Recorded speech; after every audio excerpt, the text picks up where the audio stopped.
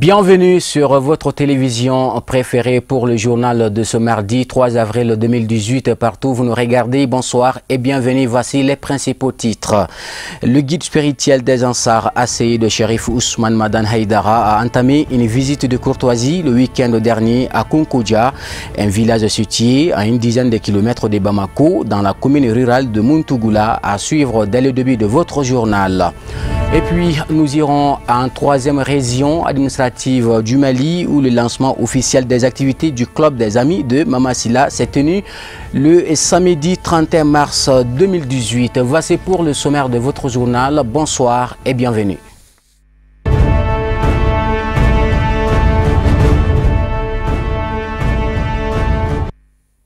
Une fois de plus, si vous nous rejoignez, bonsoir et bienvenue dans votre édition. Le guide spirituel des Ansar, Asseïd Chérif Ousmane Madan Haïdara, a entamé une visite de courtoisie le week-end dernier à Kunkoudia, un village situé à une dizaine de kilomètres de Bamako, dans la commune rurale de Muntougoula. L'objectif était de formuler des vœux de bénédiction à l'endroit du village. Loutou Sidibé, commenté par notre reporter Ousmane Sougouri. Accueilli chaleureusement dès son arrivée à Kunkoudia, dans la commune rurale de Muntougoula, sur invitation de Adama Kamara, animateur à la radio La Voix du Citoyen, cette visite du guide avait pour objectif de formuler des bénédictions pour la cohésion sociale entre les habitants, gage de tout développement.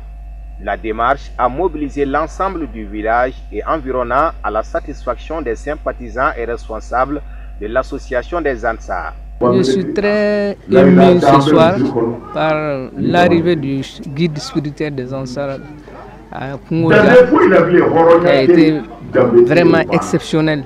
Je peux dire exceptionnel parce que ça m'a frappé à l'œil, surtout de voir un animateur de la radio, bien un journaliste de la radio, qui invite un guide à son niveau, qui vient à son village natal. Ça veut dire que lui-même, il y a l'éducation, il y a l'obéissance dans son village natal et il a l'amour de son village. Je suis très content du fait que Karamoa se déplace de Bamako jusqu'à Kunkoudia, mais c'est dû à la gentillesse de Adama Kamara. Adama Kamara, c'est un jeune très poli. C'est un jeune très respectueux qui se reconnaît, qui connaît sa descendance, qui connaît le Dieu le plus tout-puissant. C'est un vrai musulman, c'est pour cela que Karamoa s'est déplacé pour venir ici. Karamoa ne se déplace pas pour l'argent, il ne se déplace pas pour le pouvoir. Si tu accompagnes Karamoa avec une bonne foi, Karamoa vraiment est très reconnaissant. Nous saluons très sincèrement et nous saluons également Adama Kamara, que Dieu lui donne longue vie. Que Dieu donne la baraka à ce village, à cette fraction, à cette commune, à tout le pays. Pour l'initiateur, cette visite est une marque de considération et l'estime du guide à l'endroit de la population de Kunkoudia. Une visite qui démontre une fois de plus l'attachement de Seydi Chérif Ousmane Madan Haïdara aux musulmans, quel que soit leur statut. Quant au guide, il a remercié les organisateurs et participants à la rencontre avant de faire des éloges sur l'initiateur, surtout leur amour pour la descendance du prophète Mohammed, paix et salut sur lui. La rencontre a pris fin par des prestations du serment de l'islam et la bénédiction pour le bonheur de tous. C'est un prélude aux travaux du deuxième dialogue structuré du Fonds vert pour le climat et la région Afrique que cette conférence de presse a été organisée par le ministère en charge de l'environnement, de l'assainissement et du développement durable. Objectif, informer l'opinion publique nationale et internationale de la tenue du 3 au 6 avril 2018 à Bamako d'une rencontre internationale de haut niveau sur le climat appelée Négociation de Bamako, placée sous la haute présidence de Ibrahim Boubacar Keïta, président de la République du Mali, Amadou Kamara, Ibrahim Koulibaly. Selon les organisateurs de cette conférence, la rencontre de Bamako est très capitale et va permettre aux pays africains d'avoir des financements à des projets structurants qui vont les aider à lutter contre le réchauffement climatique et les gaz à effet de serre. Nous avons estimé qu'il était bon aujourd'hui, cet après-midi, de réunir les hommes et dames de presse que vous êtes pour vous faire le prélude des événements qui vont se dérouler à partir de demain, et c'est là pour 4 jours, c'est-à-dire jusqu'au vendredi. avec la participation du secrétariat exécutif du Fonds vert pour le climat, qui est un mécanisme financier qui permet de financer des projets et programmes pour les pays en développement en matière de réduction des émissions de gaz à effet de serre et de résilience de nos populations au changement climatique. Elle signifie concret. Concret pourquoi? Parce que c'est la première fois que les pays vont s'asseoir avec le fonds le plus important qui existe au monde et qui finance le climat. Donc les pays sont venus, les 54 pays africains sont venus à Bamako, d'ailleurs pour plus de la moitié. À la tête de leur délégation sont venus avec les ministres pour présenter leur portefeuille de projets, pour au moins déjà avoir des accords de principe de financement avec le fonds et avoir des feuilles de route. Donc c'est la seconde fois que l'Afrique organise ce type de réunion. Il y a 2 ans, la première édition était en Afrique du Sud, au Cap, et pour un total d'à peu près 4 milliards de projets. Sur les 4 milliards de projets présentés il y a 2 ans, 900 millions ont été financés déjà. Et le programme de travail continue. Il est attendu à cette rencontre 54 délégations, plus d'une centaine de participants venus d'Afrique, d'Europe, d'Amérique et d'Asie. Pendant 4 jours, ces participants vont se pencher sur les moyens de financement des projets africains permettant de lutter efficacement contre les effets du changement climatique. Il est attendu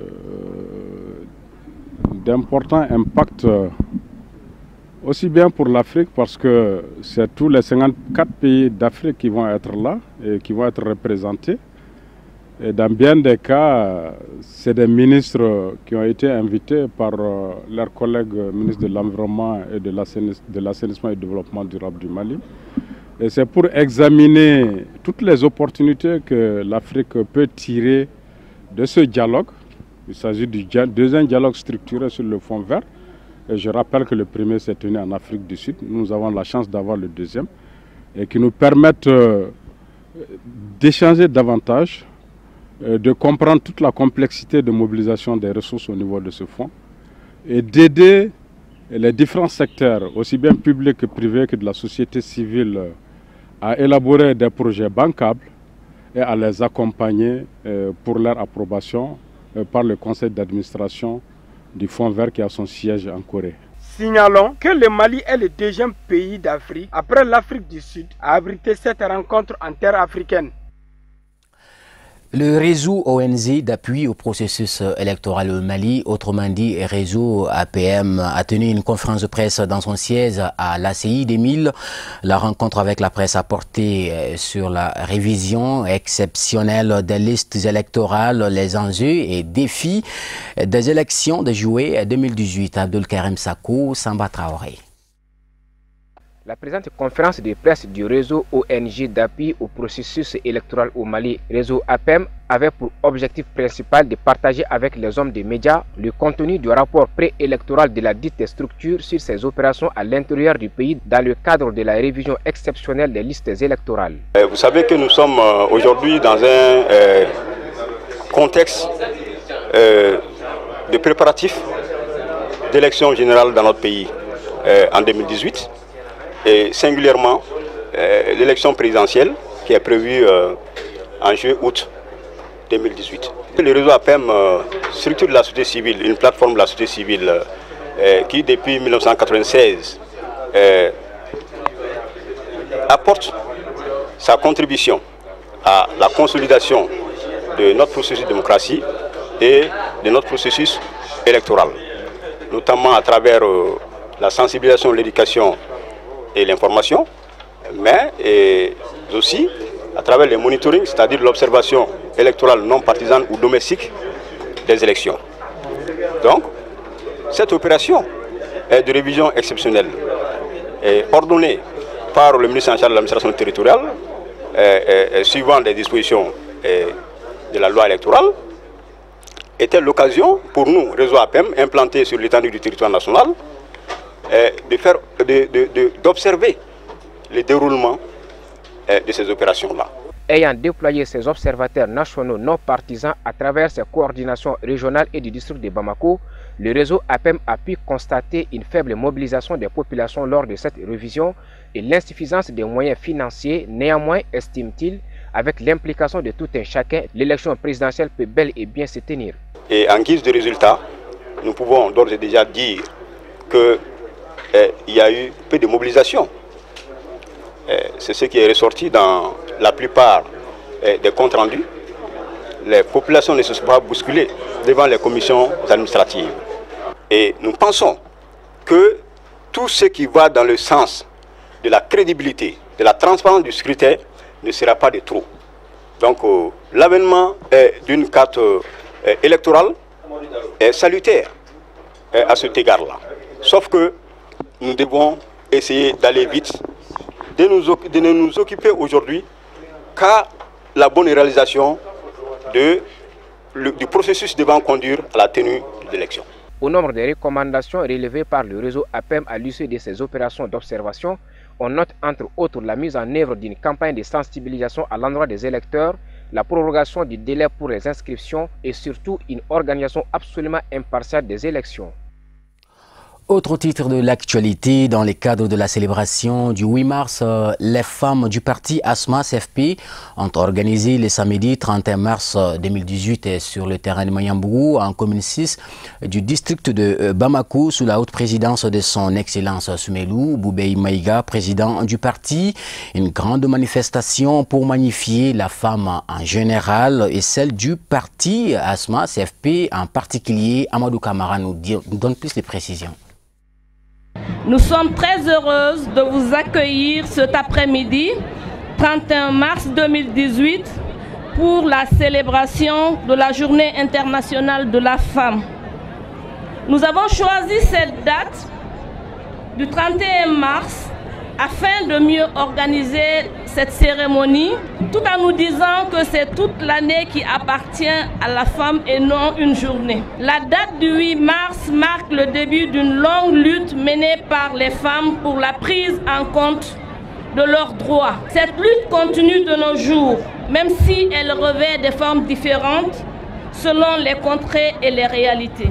Le thème retenu cette année pour la célébration du 8 mars dans les pays du G5 Sahel étant la femme médiatrice pour la reconstruction de la cohésion sociale dans l'espace du G5 Sahel est en lui-même révélateur. En effet, les femmes souffrent de plusieurs maux dans notre société, où elles demeurent encore le souffre-douleur de certains hommes à travers les différentes violences qu'elles subissent et qui pour certaines vont jusqu'au meurtre.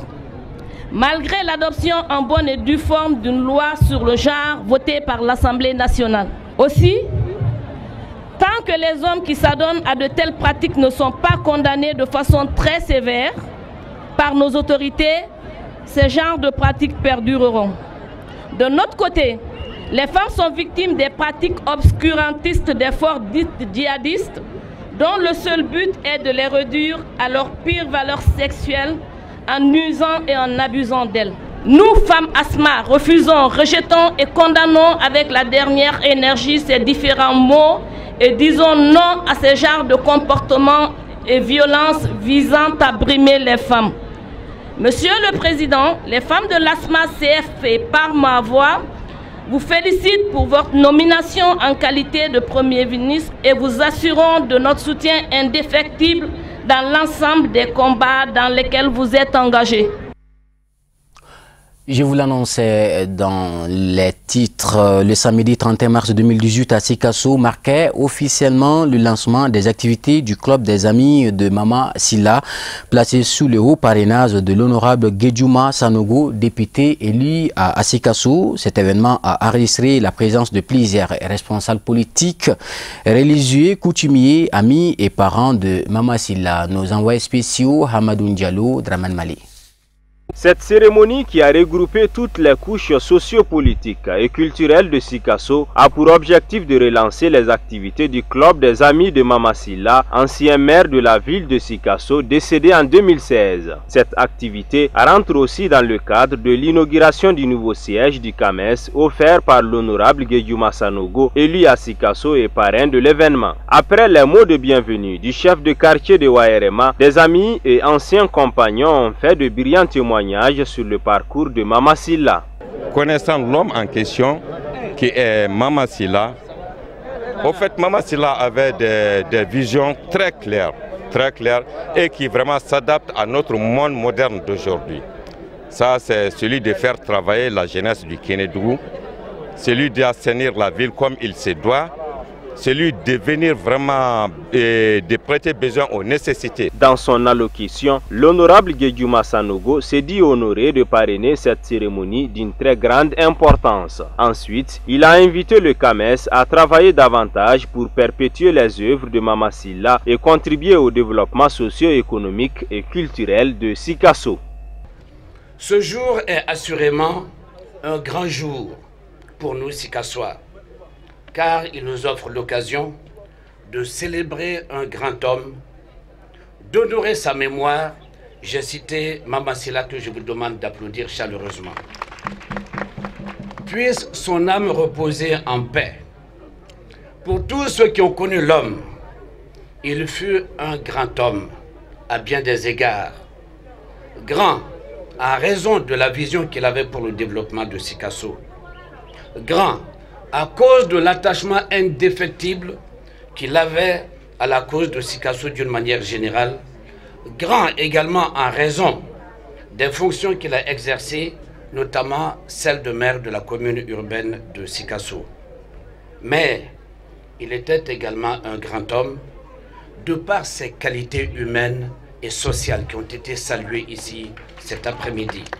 Au cours de la cérémonie, l'honorable Guédiouma Sanogo, parrain de l'événement, a offert 8 motos Jakarta au club des Amis de Mama Sylla, 40 téléphones portables aux leaders communautaires et 55 ballons destinés aux jeunes des villages du cercle de Sikasso. Ensuite, il a procédé à la coupure du ruban symbolique du nouveau siège du CAMES qui marque le lancement officiel des activités du club. En fait, si j'ai accepté d'être le parrain du CAMES, c'est tout simplement parce que je me suis aperçu qu'il y a convergence de vues entre feu Mama Sylla et moi-même en ce qui concerne le développement de Sikasso. Donc j'entends absolument persévérer dans la même voie, sinon porter plus haut le flambeau de ce qu'il a accompli. Chants, danse, manifestations folkloriques et un sketch retraçant la vie de Mama Sylla ont été d'autres temps forts de la cérémonie. L'association Ankaben de Sikoroni a organisé dimanche 1er avril une journée de salubrité en commune 1 du district de Bamako. C'était en présence des autorités communales et des responsables du parti PRVM Fassoko, Tata Touré et Samba Traoré.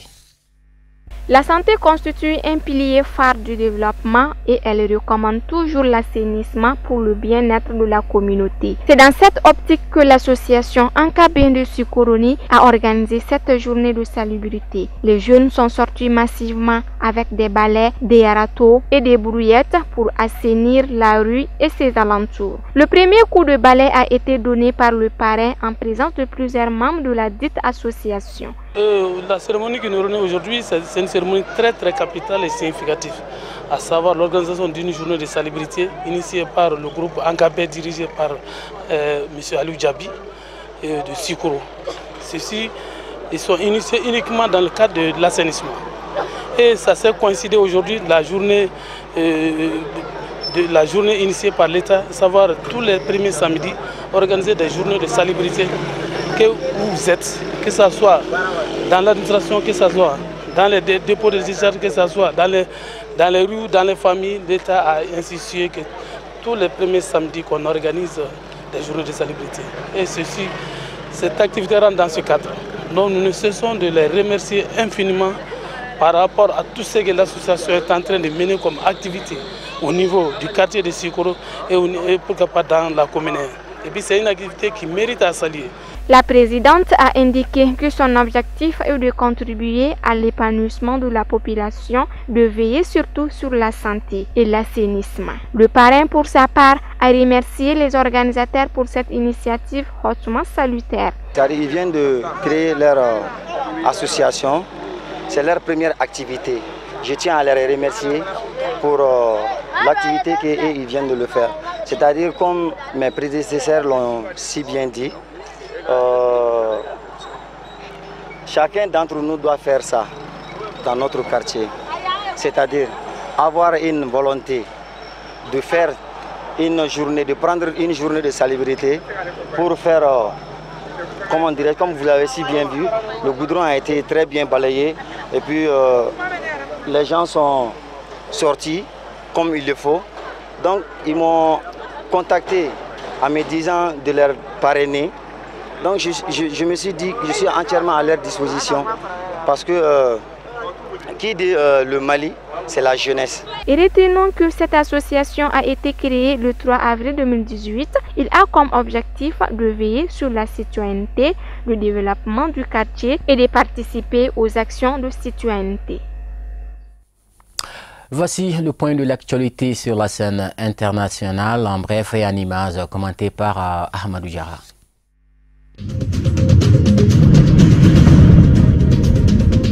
En Afrique du Sud, quelques 200 personnes se sont rassemblées devant la maison de Winnie Madikizela Mandela à Soweto après l'annonce de sa mort. Ils ont chanté et dansé. Des ministres et le président sud-africain lui-même, Cyril Ramaphosa, sont venus lui rendre hommage. Des funérailles d'État seront organisées le 14 avril, qui seront précédées par une cérémonie le 11 avril. Winnie Mandela a eu un formidable impact sur le continent africain. On se souviendra d'elle comme une personne vaillante et courageuse, dixit le président sud-africain dans une interview. Winnie Mandela s'était imposée comme une égérie de la lutte anti-apartheid en reprenant le flambeau de son mari Nelson Mandela en prison. Elle avait divorcé en 1996. Celle que l'on surnomme la mère de la nation a par la suite été impliquée dans différents scandales, enlèvement, violation des droits de l'homme, corruption. En Égypte, le président égyptien Abdel Fattah al-Sisi a été réélu pour un second mandat avec 97,08% des voix validées, soit près de 22 millions de voix, a annoncé lundi l'autorité nationale des élections. Le taux de participation unique en jeu de ce scrutin sans compétition véritable a été de 41,5%, a par ailleurs précisé le président de l'autorité dans une conférence de presse. Ce dernier a annoncé la victoire de M. Sisi sous les applaudissements de la salle. Près de 25 millions d'Égyptiens ont exprimé leur vote, mais au total, plus de 92% des bulletins ont été validés, le reste ayant été rejeté comme non conforme. En République démocratique du Congo, le parti au pouvoir, le PPRD, rameute ses troupes dans le pays pour mener campagne pour les élections de la fin de l'année. Le patron de la majorité, Ramazani Shadari, était à la rencontre des électeurs à la foire internationale de Kinshasa. Mais cette facilité à mobiliser ses membres n'est pas du goût de l'opposition. Elle dénonce une politique du deux poids, deux mesures en fonction qu'on soit de l'opposition ou de la majorité. Et enfin, chez nos voisins de la Guinée-Conakry, les tensions perdurent suite aux élections communales du 4 février dernier qui ont fait au moins une douzaine de morts dans les violences politiques. Pour tenter de résoudre cette crise politique, le président guinéen Alpha Condé et son principal opposant, Cellou Dalein Diallo, se sont rencontrés à l'invitation du chef de l'État. C'est un début d'accalmie ou la paix des braves, pourrait-on dire.